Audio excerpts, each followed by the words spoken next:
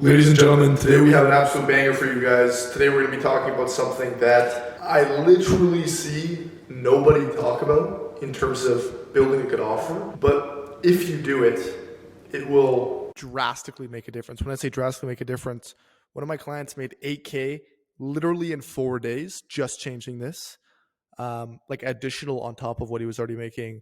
One of my clients scaled to $150K a month with this. Another one of my clients scaled to made an additional $33K in 4 days. I know like multiple people who've scaled to over $40K, and specifically with this offer. So I'm going to give you a rundown about what most people do in the fitness industry as a personal trainer or as a fitness coach. And I'm going to tell you what not to do, because there's this Bible quote and it goes, "The broad path leads to destruction." So the path that everyone takes is not the path for you. It's not the path for success, right? So for those of you that don't know, my name is Ashton. I work specifically with fitness coaches and personal trainers, and I help them scale to $75K a month through systematizing, building offers, and making bomb-ass client acquisition processes. So let's jump into it. So number one, let's say you're going to open up a gym, open up a personal training studio. What most people do is they look at the other people in the industry. They say, okay, John's gym over here, Amy's gym over here. And they take the middle of what everyone else is charging, right? They average it out. And they're like, okay, I'm gonna stay competitive. This is what they tell themselves. And that's what they charge. And it's horrible. But what people don't realize is literally everyone, John, Amy, they're all broke. So by doing what they're doing, that's only going to lead to the to the same results that they already have, right? So the easiest way now, when you're looking at all of this, the easiest way to transform and say, okay, how do I make more money then if all these people are broke? We'll just simply charge more, right? You can either charge more or get more clients, right? Getting more clients, that's a whole nother process, because, if you think about it, you're going to have the proper SOPs in place. If you get a lot of clients for cheap, that could potentially lower the quality of your service. A lot of things can go wrong. But if we simply up our price, there's a lot of benefits, which I'm going to get into, right? So people have a massive difficulty with this subject because it's deeply rooted in who they are. They might have gone to business school, or they might have heard from somebody that they have to keep their prices competitive. They may have studied Walmart and Amazon, and they're like, oh, I'm going to, make sure that I want to be like with these big companies, and I want to remain competitive. This is what they tell themselves. And this is kind of why, if you think about it, they, even on a personal level, they don't believe truly that their services reflect a larger amount of value. So they're like, okay, I'm providing service. I might only charge this person $200 a month, $300 a month, right? And this is actually why broke salespeople tend to be horrible salespeople, right? Because the prospect can literally feel the desperation. When you need the sale to go through, that prospect is going to feel that, and they're going to be kind of like, why do you need this sale to go through so much? Do you not have other clients, right? When you come in to the conversation and you're like, yeah, this is, and you're very relaxed and very calm, then that's when the prospect's like, okay, this person probably has other clients. Let's go with them. Right? And this is actually why, if you think about it, the rich who already have money, this is where they keep attracting more and more and more and more, because they're not in that frame of desperation, and the poor kind of just continue to go down. So it's an economic divide. And pretty much the process is not like what I'm trying to put into is competing on price, and when you kind of take that average, it makes it a lot more difficult, right? Because now you're just being like everyone else, right? So I want to give you a quick analogy. So let's say you're a personal training studio, right? And there's personal training that's offered at like these commercial gyms, obviously, that your prospects can go to for 3 times less, right? When you lower your price to be competitive with these commercial gyms, you're basically going up against their multi-million-dollar infrastructure, all of their equipment, everything, all their SOPs, everything that they've had in place, right? So you have to choose your battles wisely.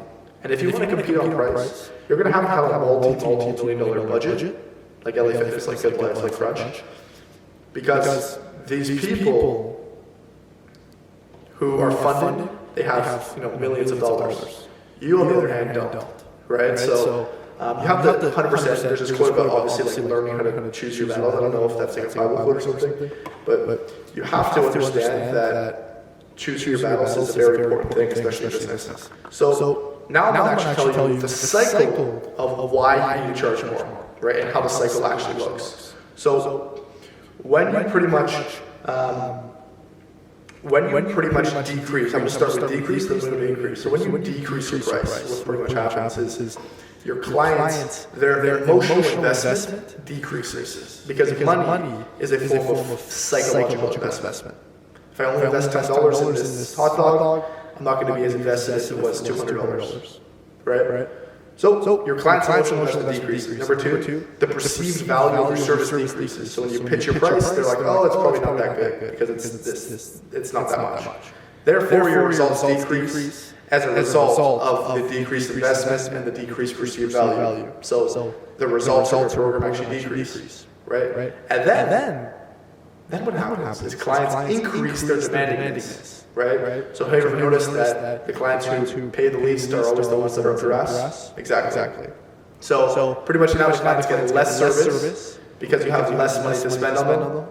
And as you decrease your prices, your business decreases in profit per customer, decreases in perceived self-value, decreases in its ability to create results, right? Decreases your conviction in the selling process because now your clients are crap, right? So at the end of the day, the quality of your client dictates the quality of your product.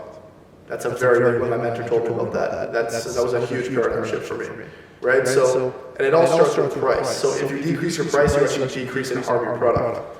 So now I'm going to tell you about the antithesis about if you increase your prices, why this is beneficial. So number one, when you increase your price, your client's emotional investment increases.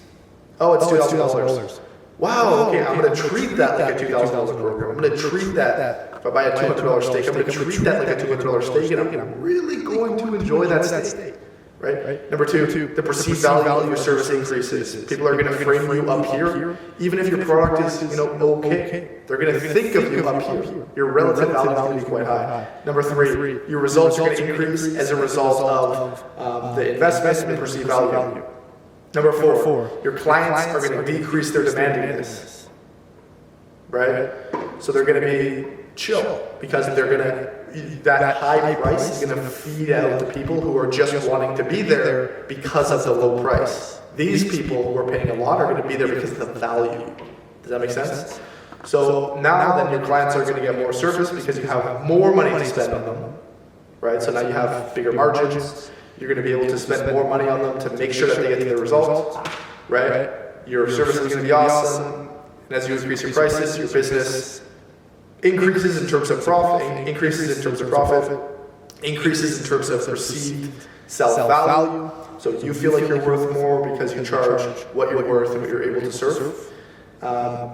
You increase basically your ability to create results for customers consistently. You increase the level of service you render, and then you increase your conviction, your own personal conviction in the selling process, ultimately making it easier for you to sell it and for you to actually get these consistent results. So if you can kind of take these two scenarios, one where your prices are low and competitive, quote unquote, people treat you like shit, your product is shit, things don't go well. Then number two, when you have that high price, people treat you like gold, they take a lot, and they actually invest themselves physically and psychologically in that program and getting that result. All right, and as a result, your product actually gets risen because these people that you're bringing in are not there just for the price. They're actually there because of how much value you're providing.